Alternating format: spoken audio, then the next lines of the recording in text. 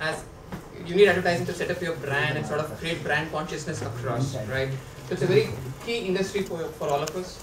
And globally, some of the major companies that we have are Interpublic and Omnicom. We have WPP, which is based in Ireland, Publicis from France, Dentsu in Japan. So these are all major conglomerates operating globally. In terms of how the industry is structured, the industry is structured on long-term relationships with the client, wherein they set up specific campaign objectives and metrics. And these metrics are measured on an independent platform by third parties. May we have attention to the presentation? Fine? Yes, thank you. Sorry. Yeah. So there are third parties which measure the. One minute, please. Okay, thanks.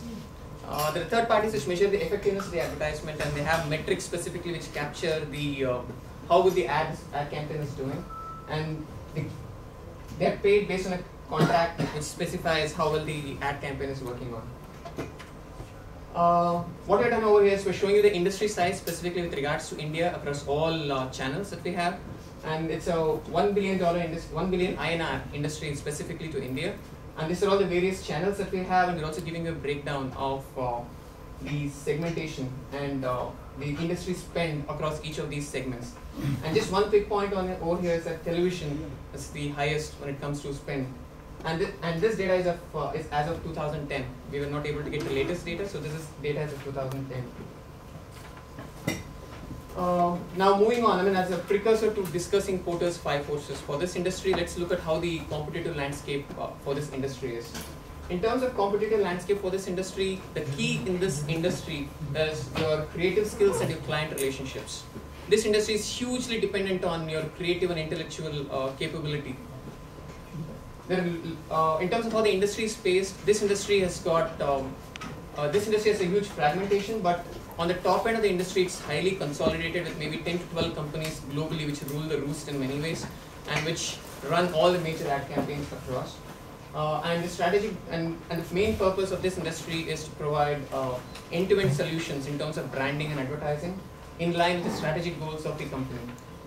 And the other thing that's happening in this industry is, as usual, like everybody else talked about, is the rapid advancement in technology with Facebook coming in, with all the social media coming in, and with alternate channels of advertising. So that's a change that we're seeing in this industry. And moving on from here on to Porter's 5 forces.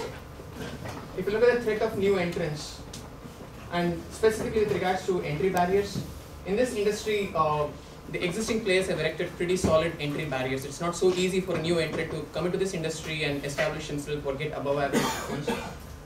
Because most of the engagements are long-term relationship based. You just can't come in on a transactional mode and say, hey, I want to get a long-term contract with you and start working on it. Since this industry is so much relationship based, there's a huge barrier in entering over here. The second part of it is your ability to attract, nurture creative talent. The core competency within this industry is creative in nature. So you need to attract and be able to retain creative talent. The third aspect is it's more demographic and ethnic in nature. Each of these companies have a specific ability to connect with their local ethnicity, demography, and it cannot be duplicated so easily. And the other part is your constraint in getting access to key media channels and spaces. Since they have built pretty good inroads into each and every distributor, and they have built good relationship with the distributors, to get inroads into this distribution channel is also pretty high. In terms of expected retaliation to a new entrant, the new entrant can definitely expect very quick retaliation and very aggressive retaliation with the use of their client relationships and also the ability to leverage their existing presence regionally. And overall, we are very sure that the threat of new entrants is low. In terms of bargaining power of suppliers, so suppliers are people who supply channel space, let it be newspapers, television, holding, OH. So these people are suppliers for this industry. So the suppliers also have a higher power because the demand for premium ad spaces is less. And it's also very much seasonal in nature, and many times, for example, Diwali comes only once a year, IPL season comes once a year, World Cup comes once in 4 years. So it's very, very seasonal in nature. And the demand at that time is very high. And even the supplier concentration to firm concentration ratio is high, but still within that supplier concentration, the suppliers who can really supply premium ad spaces is very limited.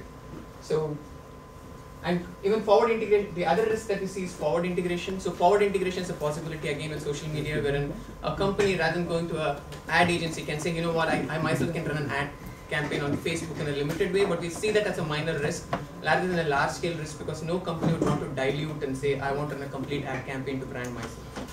So the conclusion is bargaining power of suppliers is pretty high.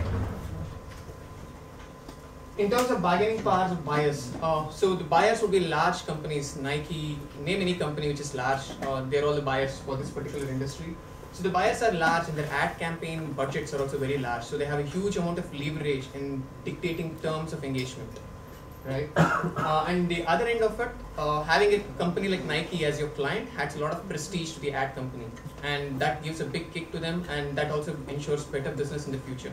So the buyer gets, if he has a big name, gets even more leverage onto it. So I'll rush through it fast. In terms of substitute products, there are we would like to say that there are no absolute substitutes for an ad campaign in terms of the large scale brand building facility, but there are minor substitutes in terms of, as I said earlier, Facebook and all the new media that's coming in which can be used for branding. So in conclusion, the threat of substitutes is pretty low.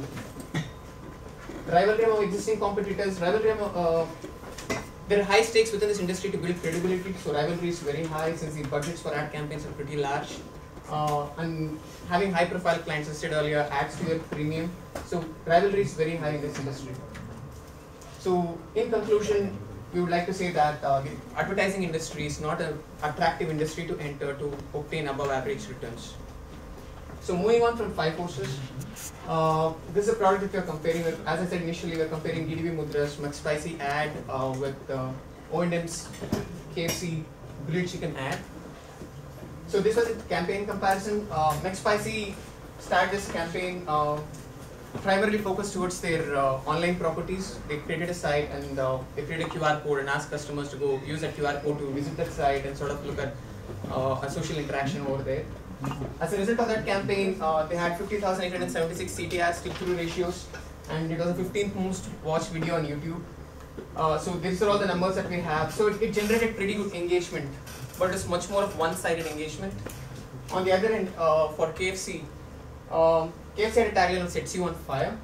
It was a 360-degree marketing campaign. It was not just focused on one property, rather there were a lot of TVCs, radio promotions, road shows, digital activations, and a lot of other. It was completely 360 based, and it also had a lot of metrics to establish itself. And as a result of this ad campaign, and both these ad campaigns ran more or less parallel to establish themselves. Yeah. As a result of this campaign, what came out of this was that KFC established itself much better in the premium food segment. The ad worked much better, and the number of footfalls for KFC was much higher. So in terms of recommendations, what could have been done better? Mudra did not do a 360-degree view of the whole product, or did not do a 360-degree campaign. Rather, Ogilvy's was much more better. And their interaction was much more better. They engaged the audience much more effectively.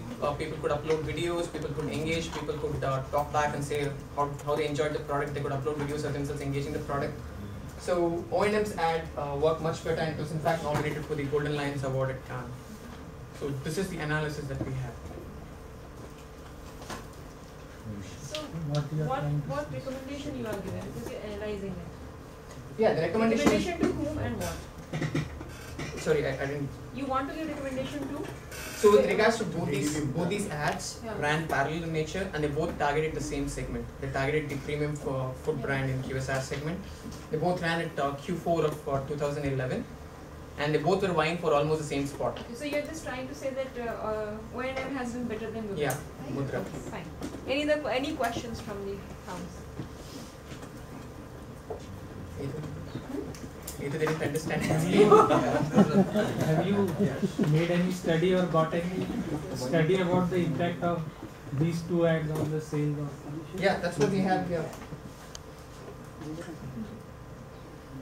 Sales figure for KFC we did not. We did not get the sales figure for KFC. We tried to get it, but one thing we know is it established KFC's Fury Grilled Chicken as #1, and McSpicy was #2 when they ran the brand campaign. Okay, just one. Do you think that it is because of only ad campaign or it is due to the Yeah, product also? I mean, we would like to go through the 4 Ps, but in the interest of limited time and 15 minutes, yeah, we definitely can't. Among Now, to answer your question real quick, the underlying celebrity is improved by the product they sell. This is reaching out to the target audience, you know, and giving the exposure of the product, what it contains. But the product has to be sellable. And the other disclaimer is none of us are from the ad industry. None of us have any idea of the ad industry. No, among yourself, are you people visiting fast food outlets? Yes. Have you discussed among yourself whether you have tried any of these products? Yes. Yeah. So which one you like the most? Leave aside the Yeah, I mean, I'm so biased about it. So leave aside the whether you like McSpicy or you like the KFC. Well, half of the team members are vegetarians.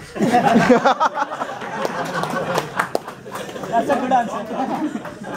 And the remaining half like How better the KFC. product is, whenever I visit Mac, I tend to go for McSpicy vegetarian flavor quite a bit.